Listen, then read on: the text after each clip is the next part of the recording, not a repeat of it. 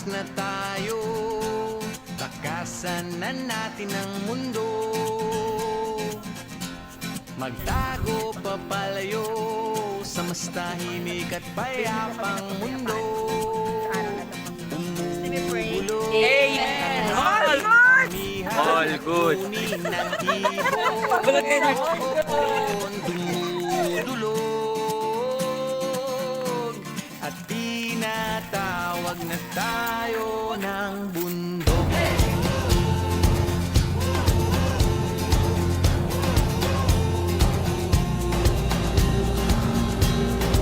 Yung mga nasusupa sa mukha dito.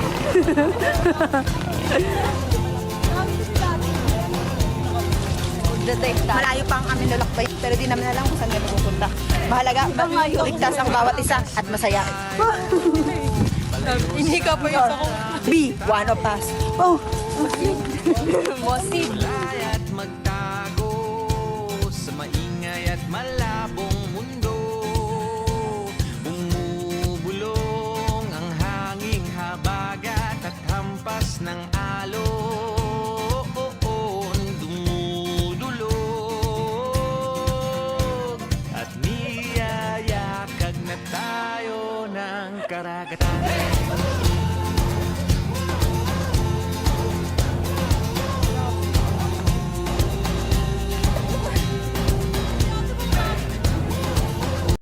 Habang tumatagal, pahirap ng pahirap ang kanilang dinadaanan at masyadong makitid ang mga tinadaanan dahil pababa ito ng bundok.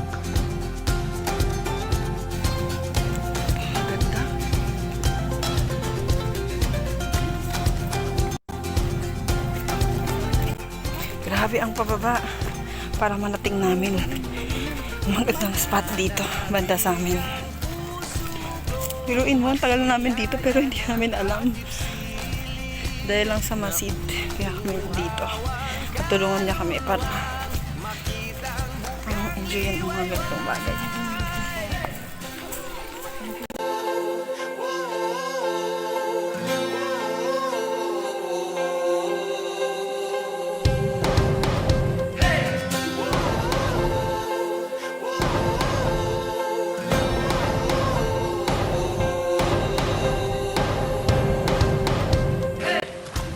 Nanginginig ko lang yung paa niya. Hindi ka nag-iisa, Ben. Pero mawawala yan pag nakita niyo.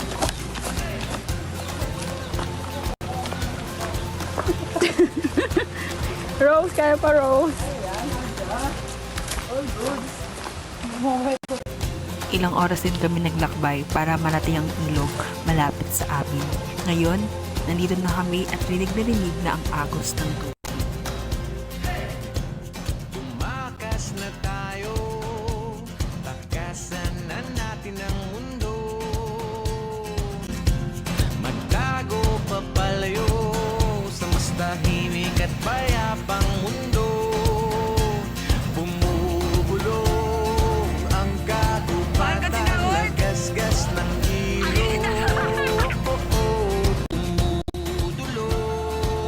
Unti-unti nabawasan ang aming pagod dahil ang tanging naming alam makikita at mararanasan ulit namin ang ilog. Oh, good!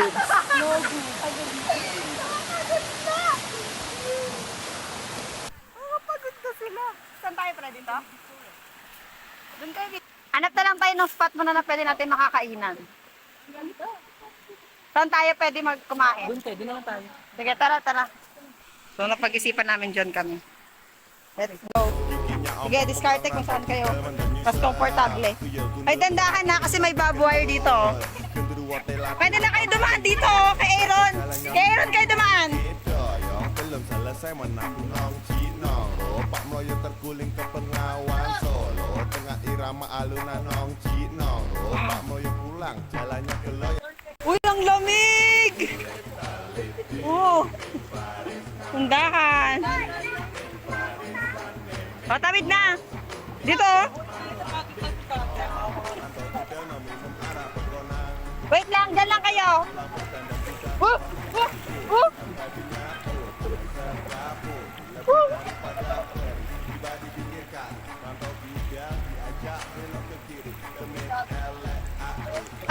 dito ha. O, dali. Doon nga tayo. Dali na, dandaan dito ha. Magpaan na lang para ano, hindi madulas. Magpaan na lang kayo. Kung kailan nandito na ako. Doon daw sila, mas maganda doon nga tayo ko doon. May mga, ha? May tao? Doon wala. May tao. Malaki dun eh, malaki. Malaki doon. Saan ang ako prefer mo, Eko? Dito maganda. Dito lang. Doon na lang daw. Dapat nagpa-challenge lang ako. Challenge ka pa? Nahirapan na rin kayo magdesisyon dahil hindi namin alam kung saan banda ang mas magandang spot. Okay na pag-desisyon nila doon talaga.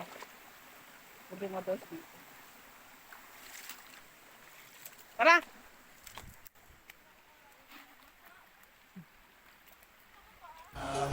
Mahirapan naman ito. Basa ako. Mahirap pagpasa. Madulas. Paan na lang kami.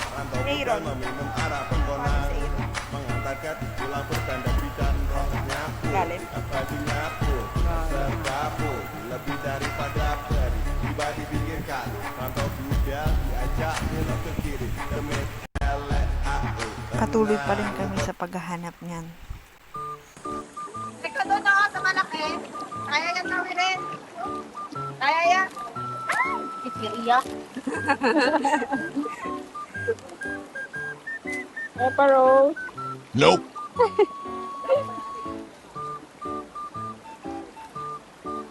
Ang hirap niya maging ka-church.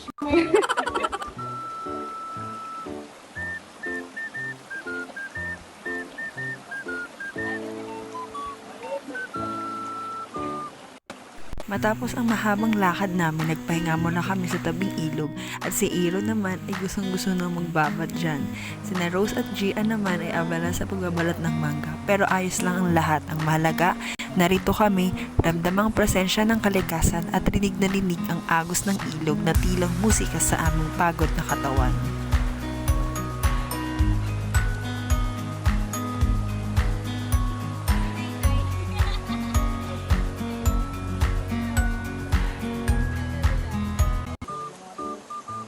Nurse ko ang ilaw, yung ilog daw, napakaganda daw yan. Nagdadala siya sa atin. Hindi, may vitamin siyang ilog. Vitamin E, kasi ilog. Iniwan muna namin sila saglit para maghanap ng magandang lugar na pwedeng paglatagan ng pagkain at pagpahingaan.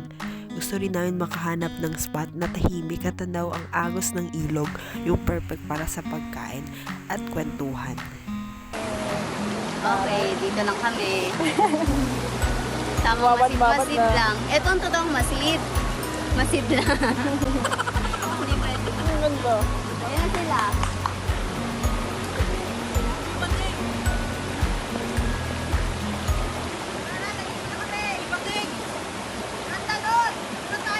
Yung gustong bautisuhan dito.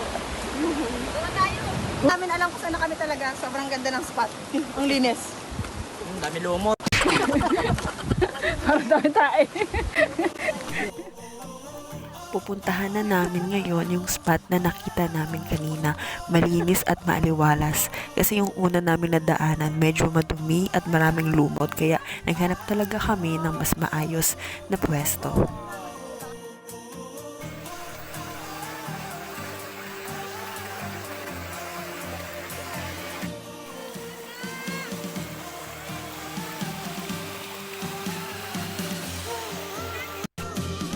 Nandito na nga kami at mas lalo pa namin na-appreciate ang kalikasan dahil sa lugar nito.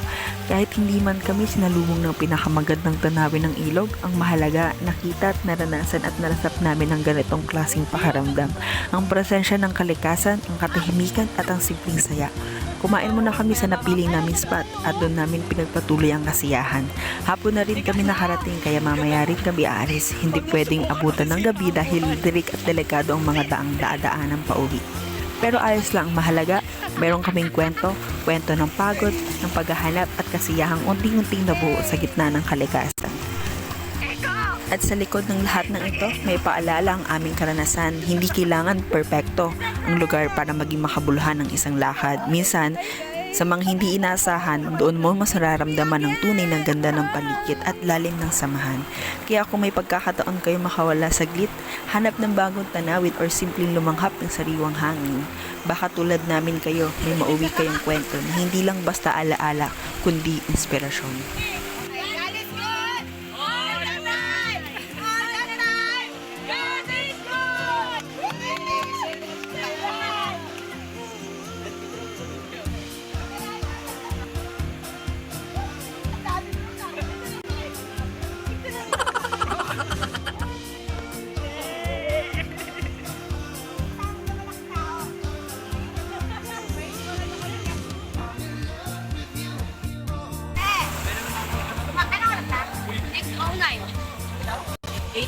What? 609. 609 na?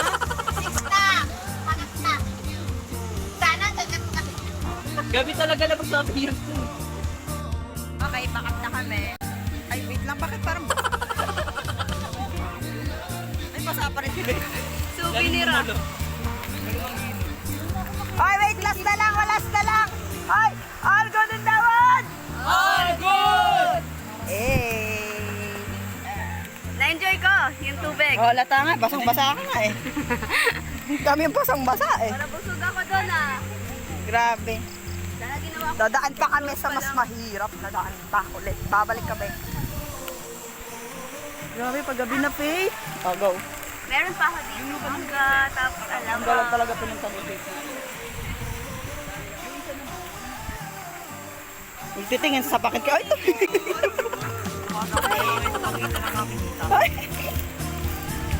Napagdesisyon namin na umalis na habang may liwanag pa dahil ayaw namin maglakad sa dilim.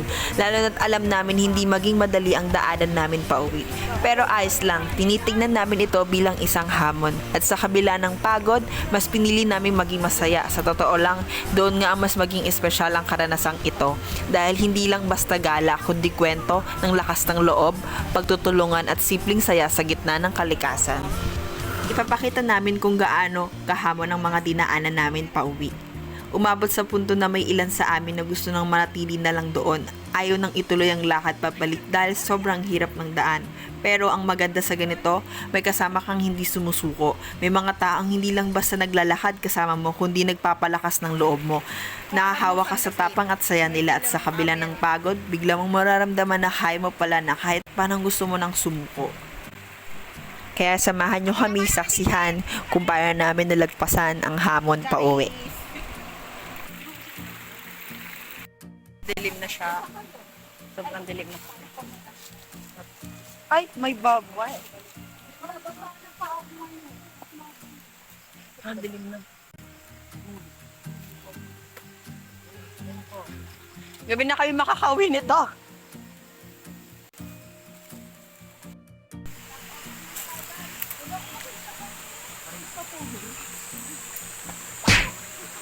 No trespassing, pero pumasok ka mga to. Charit.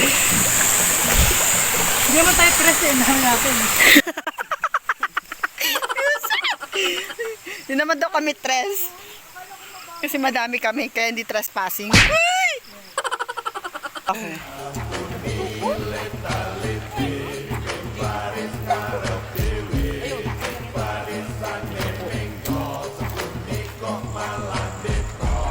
Madaling araw na pala. Natin na malayan.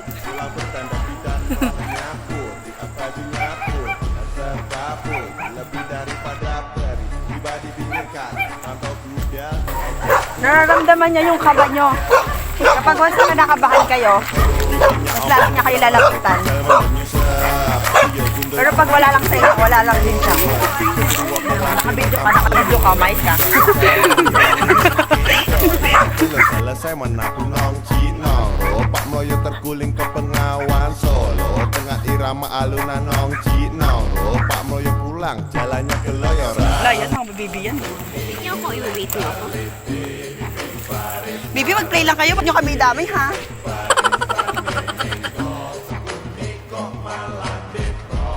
Rantau budal meminum arah pegonang Mengantarkan pulang bertanda bidan Roh nyapu, tiap baju nyapu Serta pun lebih daripada peri Tiba di pinggir Grabe ang taas.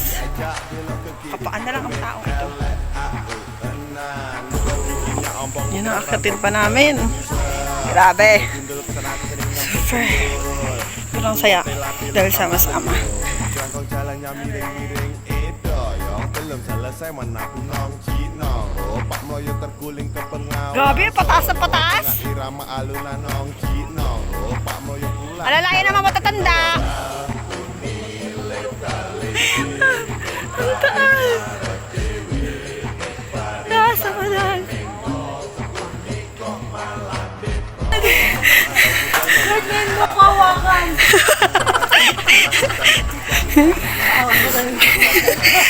Rose, patingin ako na pa mo, Rose. Patingin pa flashlight. Tama sa mata. Nakikita tayo tubig tayo. Grabe, ang taas yung nakikita niya lang. Sobra. Pero it's okay. Ang katawanan naman lahat, kaya nakawala yung pagod. Mamaya uwi pa. Pasundo kaya tayo ng kotse. gusto mag-stop muna tayo dito? Abutin tayo ng madaling araw dito. Ay, naka. Ang lapit na, Rose. Ano ba yung Rose?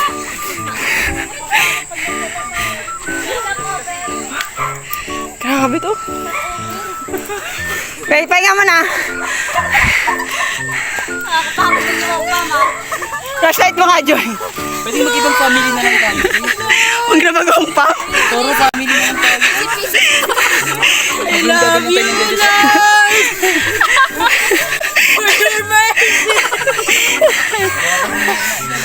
Paano tayo mandarami? Naghinga challenge.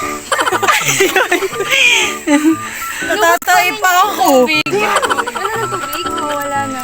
Di uno po. Makainom na lang tayo kada. Parang ito yung pagsubok na ayoko na. Wala tubig kayo? Wala na, ubus na. Tayo mag-ready sila ng gawin doon. Wala na yung tubig na doon. Taas pa, picture ulit ng mga Joy. Taas pa mukha niya. Taas pa ah. Sige na. Go guys! All good! Wala na. Laban! Woo! Ay, ang natin.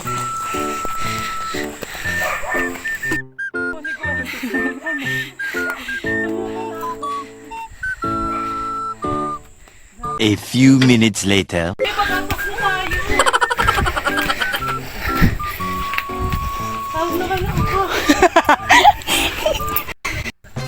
Pagkalipas ng halos ng isang oras ng tuloy-tuloy na lakad, sa wakas ay nakarating na kami sa Patag. Dumating na rin si Ariel at si Hannah sakay ng motor na pagdesisyon nilang kunin ang isang pang motor para sunduin sina Rose at Gian dahil talagang hindi na nila kaya.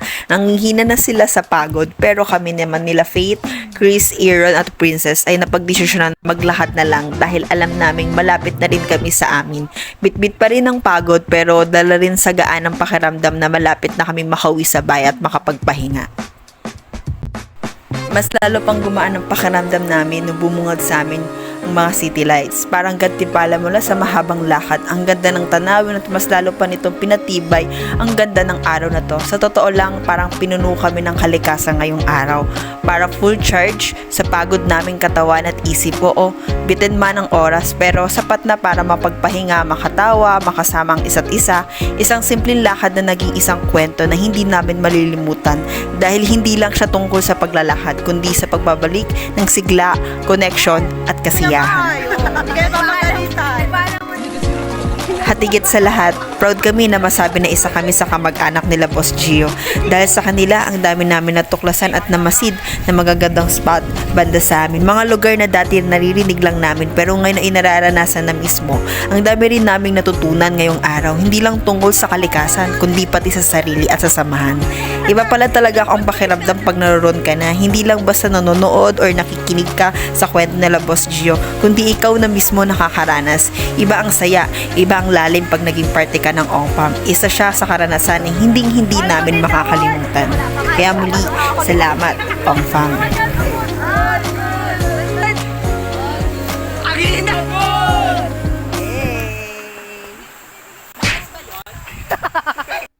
Here. Dito na kami. Sa kalsada. Grabe lang oras lakad. Pawis. Pawis. Maliwanag pa kanina guys. Pero ngayon, dilim na. Basang-basa nga siya eh, hindi naligo pa. Basang-basa ako sa pawis. Pasundo na sila Rose. Tsaka si Gian ng motor kay Jericho. So, kukunin na lang sila dun. Doon sila sa tindahan. Kasi hindi na kaya. Pagod na sila. Kaya natin, di ba? Pero kaya namin.